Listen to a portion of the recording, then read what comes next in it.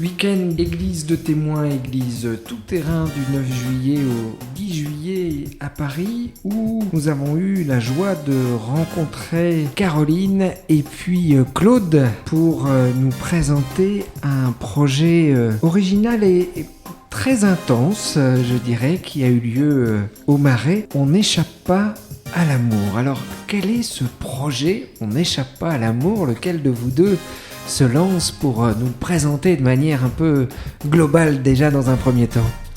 Alors je vais bien me lancer. On n'échappe pas à l'amour, c'est un projet qui a démarré en février 2022 lorsque la petite équipe pastorale du Temple du Marais, donc les pasteurs, coordinateurs et puis une ou deux autres personnes ont commencé à réfléchir à qu'est-ce qu'on va faire à Pâques cette année.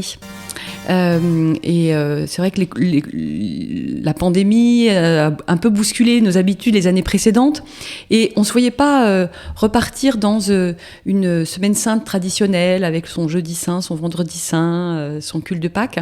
On avait vraiment à cœur de faire quelque chose qui puisse être à la fois pour les chrétiens, pour les paroissiens, c'est-à-dire Pâques c'est important, c'est un moment important dans notre vie de foi, mais qui puisse aussi être une occasion d'évangélisation, en fait, de s'ouvrir sur un plus grand public et de faire découvrir en fait pourquoi c'est si important.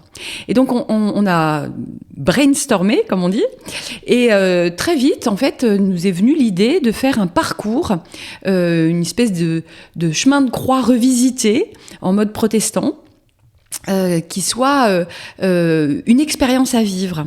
Et donc parcours, ça nous a fait penser à un moment donné à Escape Game. Alors c'était assez fun comme idée, mais tout d'un coup quelqu'un a dit mais non, ça colle pas. Parce que le principe d'un Escape Game, c'est que on va échapper à la fin. Et le cœur du message de la Passion, c'est qu'on n'échappe pas à la mort. Et donc, on ne peut pas dire autre chose que ça. Même Jésus n'a pas échappé à la mort. Mais le cœur de l'évangile, le cœur de la bonne nouvelle, c'est de dire, en fait, après la mort, on a la vie à nouveau parce que la bonne nouvelle, c'est qu'on n'échappe pas à l'amour. Et c'est ça qui est devenu notre slogan, notre thème et aussi notre direction, un parcours où on n'essaye pas d'échapper, mais où finalement, on va à la rencontre de cet amour plus fort que la mort. Alors, ce qui était impressionnant dans votre projet, parce que tu parles d'un chemin de croix revisité, mais on est vraiment dans une expérience immersive qui fait fonctionner, si j'ose dire, presque tous les sens, parce que il y a du visuel, il y a du son, il y a de la lecture, je dirais qu'il y a du sensoriel très fort. Bah, tu as tout dit, mais je vais le redire quand même. Effectivement, du sensoriel, il était important pour que ce soit immersif, que ce soit enveloppant et qu'on soit vraiment dedans. Et pour être vraiment dedans, il fallait effectivement de la lecture. Donc il y a eu un travail fait par l'équipe théologique, les deux pasteurs, plus des membres de l'Église qui ont fait des études de théologie, des artistes qui ont conçu donc tout ce parcours. Une dimension donc de lecture, c'est la mise au point d'un livret dont chaque page était reprise dans chaque espace correspondant, et le livret faisait figurer face à face le texte biblique et une partie qui s'appelait Pour méditer, avec un court sujet de méditation, le saviez-vous, et puis pour aller plus loin. Voilà, donc une conception très... Voilà, donc ça c'était à lire, le visuel. Le visuel, il était bien évidemment dans le contenu de l'exposition, les différents espaces, la manière dont ils ont été aménagés ou bouleversés. C'est difficile à rendre en podcast. Et puis, la bande-son. Alors la bande-son, effectivement, c'était une idée majeure. On a un artiste talentueux dans la paroisse qui est un musicien, un compositeur, et qui a conçu une bande-son qui suivait l'avancée des visiteurs au fil des différents espaces, d'une manière très immersive et très complémentaire du visuel, de ce qui était vu, de ce qui était lu par les visiteurs. Et parce que ce qu'il faut se rendre compte, c'est que vous avez utilisé tout l'espace de la paroisse du Marais. C'est-à-dire qu'on n'était pas uniquement dans le temple, mais on allait dans les différents lieux du Marais.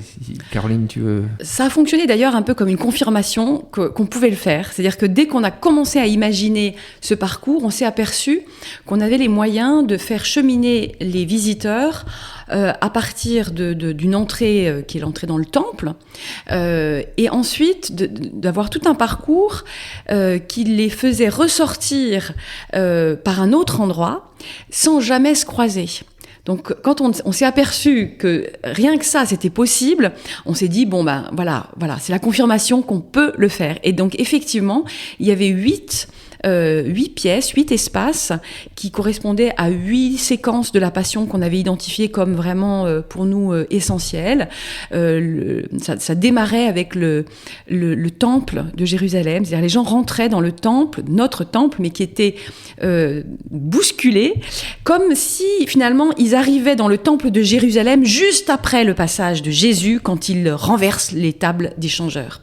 Et donc, le temple était totalement dans un chaos, et notamment, alors on n'a pas seulement renversé une table qui était une grande table, mais on a renversé les bancs. En fait, les bancs étaient mis à la verticale, ce qui donnait un effet très impressionnant, à la fois visuel, mais aussi symbolique, parce que nous, protestants, peut-être qu'aujourd'hui, renverser les tables des changeurs, ça nous parle pas, mais alors, renverser les bancs, hein, ça parle. Et donc, il y avait toute une mise en scène de chaos avec la bande-son qui renforçait. Ensuite, il y avait une deuxième pièce qui était le dernier repas de Jésus avec ses disciples, très en contraste, très sobre, enfin, pas sobre, mais dans une beauté, lumière, blancheur, clarté, un peu. Le dernier repas est en même temps figurant le banquet des noces de l'agneau. Ensuite, il y avait une troisième pièce, un troisième espace qui était le Gethsémane, le jardin de Gethsémane. Une pièce transformée en jardin dans l'obscurité, avec aussi cette idée du combat spirituel dans ce lieu, Jésus faisant face finalement à ce qui va advenir, et notamment aussi avec la symbolique de la coupe. Après ça, on avait le reniement de pierre, qui était dans une petite cour extérieure avec des miroirs, parce qu'il y a un jeu de regard dans le texte. Le prétoire avec le face-à-face avec Pilate, dans une autre pièce. Les outrages, donc le moment où les gardes vont se moquer de Jésus et le déguiser en faux roi. Et puis, les 2 derniers espaces étaient dans la crypte. Donc symboliquement c'était assez fort, parce que normalement Golgotha on monte sur la montagne, là on descendait dans la crypte, c'était très dépouillé, il y avait juste une croix et puis des motifs qui étaient projetés sur les murs de la crypte, avec vraiment, alors là on était dans l'immersion totale, avec un motif très aquatique, symbolisant aussi le baptême, et l'idée que la croix, le baptême, le fait d'être immergé dans la mort de Christ. Et ça se terminait dans une toute petite crypte qui se trouve encore après la crypte, et qui était le lieu de l'ensevelissement, avec un petit escalier qui permettait de sortir vers la lumière et une autre sortie du bâtiment. Donc le parcours tenait comme ça, et avec un fil rouge, bien sûr, qui était « On n'échappe pas à l'amour ». Magnifique. Et comment ont vécu les uns et les autres cette expérience ? Parce que là, vous nous décrivez quelque chose dont on a envie d'y aller, quoi. On a envie de le vivre et de partager cette expérience. Mais justement, ceux qui l'ont vécu, qu'en ont-ils dit et ont-ils perçu toute cette symbolique ? Oui, alors ceux qui l'ont vécu, il y avait déjà nous tous, les membres de l'Église, qui avons vécu une forte communion. Moi, je n'étais pas dans l'équipe qui a conçu le projet, mais ensuite j'étais dans ceux, par exemple, qui ont participé à l'installation, ou à semer le chaos et à renverser les bancs. Donc là, une très forte communion, j'allais dire, dès l'amont, dès l'avant. Ensuite, il y avait donc l'idée d'ouvrir... pour continuer dans la manière dont ça a été vécu, il y a eu l'idée d'ouvrir cette exposition sur au-delà de la paroisse, vers le quartier et aussi vers les écoles et les collèges. On avait donc lancé un message auprès des aumôneries, des principaux établissements catholiques du quartier. Et il y a donc la grosse école des Francs-Bourgeois qui se trouve juste à côté du temple, qui l'avant-veille, nous a dit, on a 4 classes vendredi matin qui peuvent venir.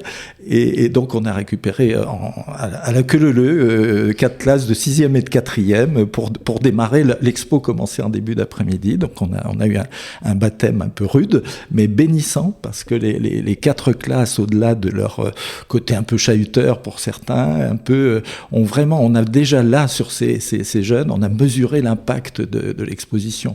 Moi, personnellement, j'avais une classe de 4e qui m'ont pas mal, qui était un peu dissipée, quoi. Il a fallu que je fasse un peu de la discipline, mais arrivé dans la crypte, qui était dans la pénombre, avec simplement la croix éclairée par un faisceau bleu, où là, je leur ai dit, on est au pied de la croix, là, on médite, et là, plus un bruit. Ils ont été complètement pris dans le lieu, dans l'intensité du lieu et du moment. Et certains sont venus le refaire ? Et certains sont venus le refaire. Alors les classes, effectivement, non, mais après, si on en vient aux visiteurs de l'expo proprement dite, effectivement, il y a eu très souvent des parcours. Ce qu'évoquait Caroline, c'était l'idée que le circuit se faisait en boucle, sans jamais repasser au même endroit, mais la sortie était juste à côté de l'entrée.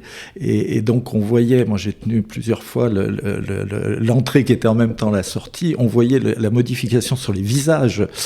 Des gens n'avaient plus la même tête après qu'avant. Alors en général, ils avaient besoin de reprendre un peu l'air. Il faisait beau ce jour-là, donc il n'y avait pas à se protéger d'un parapluie, à reprendre l'air, à reprendre leur souffle. On pourrait parler de souffle aussi. Et ils retournaient, beaucoup retournaient. Voilà. Et comment les membres de la communauté vivent le retour dans ce lieu, après avoir vécu une telle expérience dans ce même lieu, je dirais qu'il retrouve son espace habituel? Alors, en fait, on a l'habitude de beaucoup jouer avec l'espace. Donc je crois pas que ça les ait plus choqués que cela. Et en fait, il y a une espèce de liberté c'est vrai, dans ce lieu qui fait que la communauté a l'habitude de surprises, notamment à l'occasion de la vigile de Noël, la veillée de Noël, très régulièrement. On joue avec l'espace. Alors, comme on a une coupole à 33 mètres de hauteur et on peut accéder à la cursive au-dessus de en haut de cette coupole, régulièrement, on fait tomber des plumes, des petites étoiles. Une année, on avait installé une boule à facettes, et donc on était un peu dans la pénombre, mais avec plein de petits points blancs dans tout le bâtiment. En fait, c'est une manière d'exploiter au maximum ce lieu. C'est-à-dire, à la fois, on est reconnaissant parce que c'est un très beau lieu, mais on sait qu'on doit aussi sans cesse le revisiter et imaginer des choses. C'est comme un cadeau qu'on nous a fait, et à nous de l'exploiter au maximum. Et on le fait. Donc du coup, les gens sont pas surpris. Ils s'attendent toujours à quelque chose. Il y a même une surenchère. Alors, vous allez faire quoi cette année ? Mais je voulais juste ajouter une chose par rapport au vécu, par rapport aux artistes. Donc on a mobilisé une douzaine d'artistes de la paroisse, musiciens, plasticiens, graphistes, même stylistes. Et à la fin du parcours, une fois qu'on avait terminé l'événement, etc., je les ai remerciés en leur disant mais vraiment merci, voilà, de ce que vous avez fait pour ce parcours, d'avoir mis au service de l'Évangile vos talents, etc. Et plusieurs m'ont dit, et ça m'a beaucoup touchée, ils m'ont dit mais c'est nous qui remercions. Parce que pour nous, c'est vraiment une grâce d'être dans une communauté, dans une paroisse qui nous fait confiance et qui nous dit mais allez-y, on vous donne carte blanche et faites quelque chose. Alors, carte blanche, on a dû des fois poser 2-3 limites quand même, parce que il y a des contraintes d'espace, de budget, etc. C'était toujours en dialogue, mais malgré tout, ils étaient reconnaissants d'avoir eu la liberté d'être aussi pleinement artistes dans l'Église et au service de l'Église. Et justement, par rapport à tout ce travail qui a été fait, évidemment, on a bien entendu des espaces adaptés, 8 espaces qui ont été bien réfléchis, aussi bien théologiquement que artistiquement. Comment on peut, entre guillemets, vivre et retrouver cela? Est-ce qu'il y a un livret avec des photos, des choses qui sont prévues, qui existent, que vous avez? Alors, on a des photos, bien sûr, on a même une petite vidéo. Mais, en fait, nous l'avons pensé depuis le début comme un projet reproductible. Pas à l'identique, parce qu'il n'y a qu'un temple du Marais. Voilà. Mais il y a un certain nombre d'outils, effectivement, le livret qui était distribué aux visiteurs avec les textes bibliques, les méditations, il est totalement disponible et réutilisable pour d'autres lieux. Par contre, il n'y a pas de photos parce que il faudra que chaque communauté réinvente sur le plan visuel, artistique, les espaces. Mais la bande-son, elle est disponible aussi, elle est à la disposition de qui veut. Et il y a un certain nombre de pièces artistiques que nous avons gardées et que nous pouvons mettre à disposition. Mais l'intérêt, c'est quand même aussi, Claude soulignait tout à l'heure, ce qu'on a vécu de manière communautaire. Il faut pas passer à côté. En fait, ce qui est intéressant, c'est de faire travailler des gens ensemble, et c'est d'imaginer ensemble quel pourrait être notre parcours à nous. Ça peut être en plein air, ça peut être dans une même salle, ça peut être. Le tout, c'est de réfléchir à partir justement des textes, et il y a beaucoup d'images en fait dans la Passion. Donc c'est à chacun d'imaginer quelque chose en fonction de ses locaux, de ses moyens humains, etc. Et c'est plutôt bien qu'on n'ait pas trop justement, par exemple, dans le livret, qu'on n'ait pas de photos, parce que voilà, il faut pas que les gens se fixent sur ce que nous on a fait.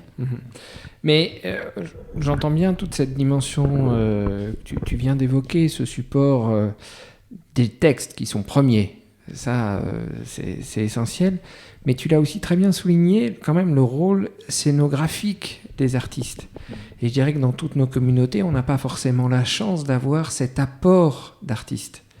Et donc, comment travailler cette scénographie dans notre lieu? Est-ce que ces artistes sont prêts à accompagner les lieux pour trouver cette qualité scénographique? Parce qu'on a les textes qui sont d'une grande qualité, on a la bande-son dont je ne doute pas de la grande qualité, mais voilà, la scénographie a quand même joué un très grand rôle. Oui, alors après, elle a été vraiment, c'était toujours en dialogue, parce qu'il fallait que ça colle aussi avec les choix théologiques qu'on avait faits. Il y a eu des moments où c'était, voilà, on a débattu. Peut-être que, alors il faudrait leur demander, je pense que certains des artistes qui ont travaillé seraient peut-être partants pour donner un conseil, mais moi je suis persuadée qu'il y a des tas de ressources en fait dans les paroisses, et que quand on cherche bien, on trouve des gens qui sont créatifs, des gens qui ont une fibre artistique. Je crois qu'il faut plutôt essayer de chercher les ressources qu'on a localement, plutôt que de se dire « Ah oui, mais alors pour faire la même chose, il faudrait faire appel aux mêmes personnes ». Voilà, prendre nos ressources, avoir confiance de ce qu'on a chez nous, ou peut-être vraiment à grande proximité et qu'on ne voit plus ou qu'on ne voit pas. Dernière question, avant qu'on se quitte. Un texte biblique qui pour vous vient conclure cet échange, ce rendez-vous, et surtout donne une parole d'envoi au regard de ce beau parcours. On n'échappe pas à l'amour. Moi, comme ça, spontanément, je dirais demandez, on vous donnera, frappez et on vous ouvrira. Parce que je crois que une des conclusions de cette expérience pour nous, c'était aussi on a osé le faire. Ça paraissait complètement dingue. On a eu 2 mois pour le faire, mais finalement 2 mois, c'était juste ce qu'il fallait. On a osé, le conseil presbytéral a osé nous faire confiance aussi. Et je crois que c'est l'évangile aussi. Je veux dire, il y a des choses qu'on peut faire bien au-delà de ce qu'on imagine parfois. Et puis toute paroisse a beaucoup de talent. Merci à tous les deux de cette énergie, de ce sourire, de cette créativité pour partager cet évangile qui nous fait vivre et qui nous rappelle qu'on n'échappe pas à l'amour.